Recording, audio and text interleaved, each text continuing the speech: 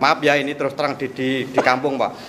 Enek sangune ora enek sangune aku tak melu.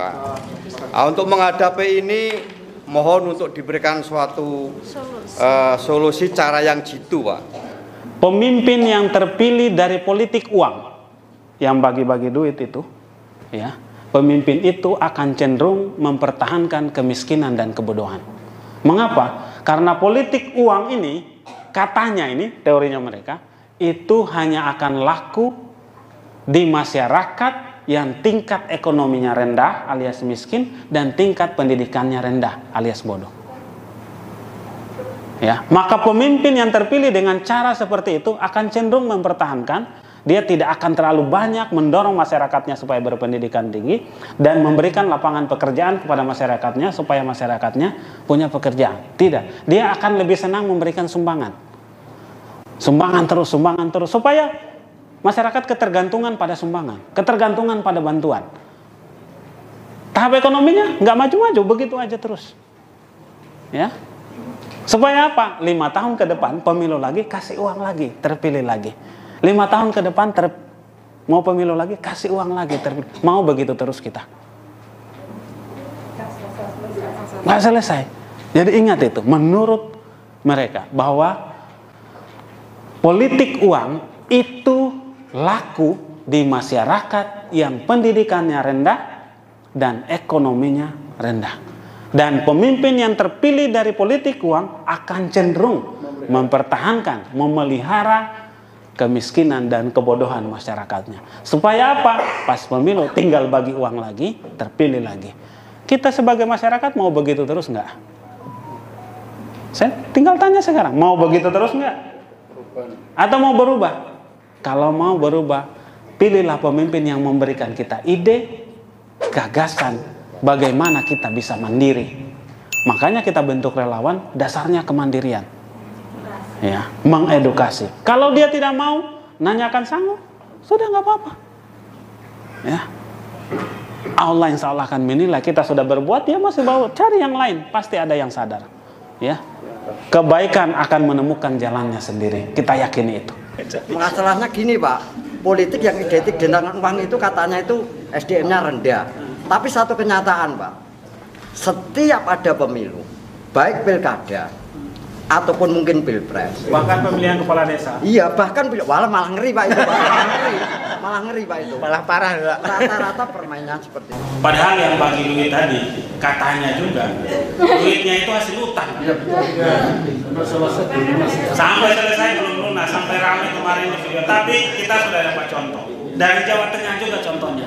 Yang videonya ramai ada pemilihan kepala desa di mana? Yang duit orang payu itu. Kita harus kembangkan begitu.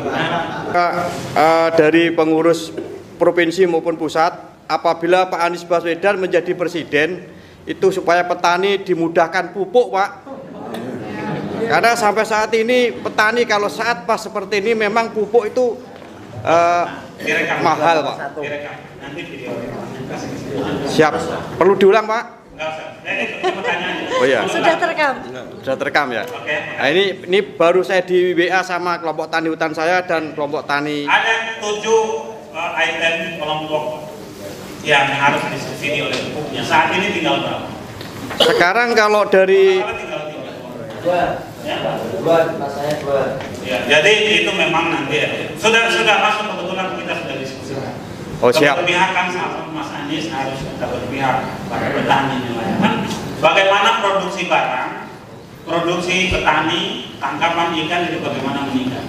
Tapi setelah meningkat, yang harus kita jamin juga adalah penjualannya, pemasarannya. Petani yang penting pupuknya mudah dan murah Pak. Ya, cara untuk meningkatkan produksi bagi petani itu di pupuknya, kemudian hamanya, dan gitu, supaya jangan banyak bencana hamanya dan Jualannya. Siap. Nah itu tahap berikutnya setelah produksi meningkat penjualannya. Ini harus kita bisa jawab.